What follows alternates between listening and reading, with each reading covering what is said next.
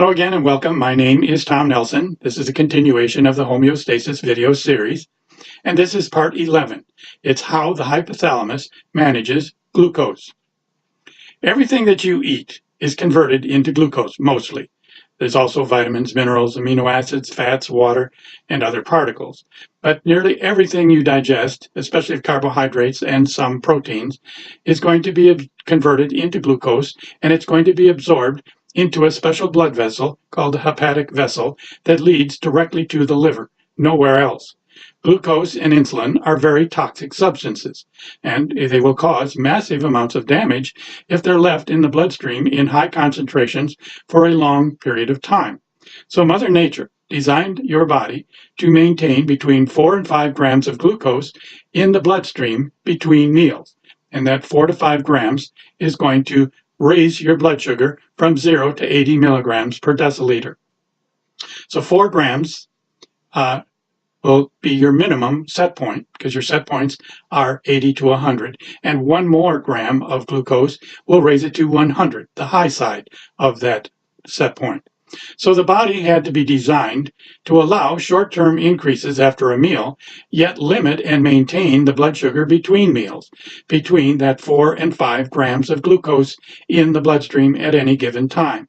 So that means that your body had to be designed to allow us to eat enough during a meal to carry us over until our next meal or throughout the night, and store the excess glucose out of the bloodstream to prevent any damage. So the body, the Mother Nature, designed your body to have 3 major glucose storage tanks.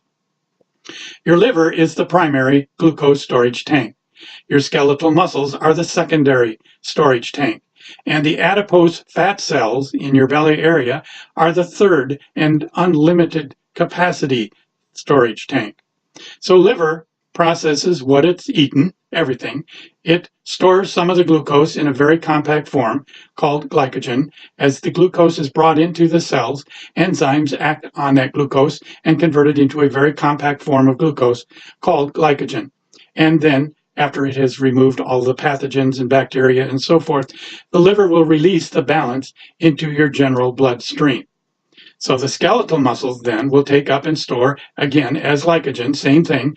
The cells will uptake the glucose, and enzymes inside the skeletal muscle cells will convert it to glycogen, and then it will be stored. So if the proper kind of food, low glycemic index, and the right amount, which is going to be much lower than you're probably eating, you're eating the remaining glucose will be between 4 and 5 grams of glucose after your liver's cells have taken all of it they can store and converted to glycogen and saved it, and all of your muscle tissues have taken up all of the glucose that they can store. And of course, your organs, your brain, and other tissues of your body are also going to take up some, but the primary tanks are your skeletal muscles and your liver. So if you consume the right amount, all of those cells will have removed all but about 4 to 5 grams of glucose, and your blood sugar is going to be between 80 and 100, where it should be. But if you consumed too much food, or the wrong kinds of foods, like high glycemic index foods, there's going to be more than 5 grams of glucose remaining in the bloodstream, and your cells aren't going to be able to take it out because they're very small. Remember, your cells are 1/10 the diameter of one of the hairs on your body. And those hairs, if you orient them so that you're looking at them from the end, they disappear because they're too small to be seen. But yet, these little tiny microscopic cells are given the responsibility of taking all of the glucose that you gained from a meal out of the bloodstream to help protect it and prevent damage.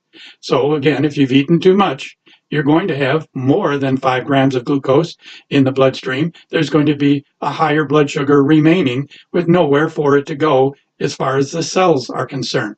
They've stuffed their warehouses full.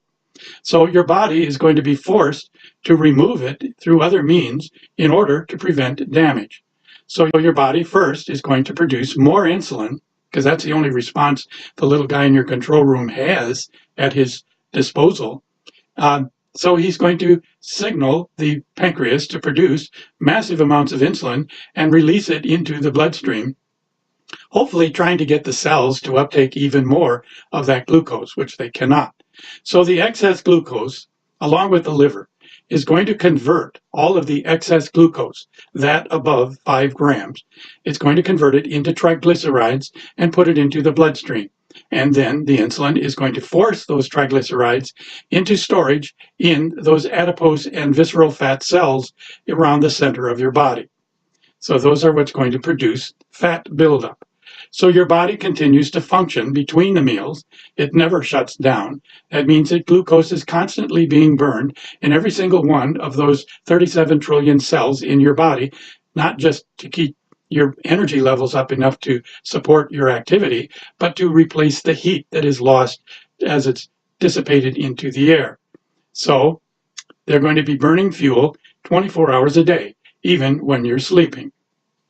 So as your bodies use up the glycogen that they had stored in their warehouses, they're going to need more glucose to be converted into more glycogen and replaced in their warehouse so that it's there when it's needed.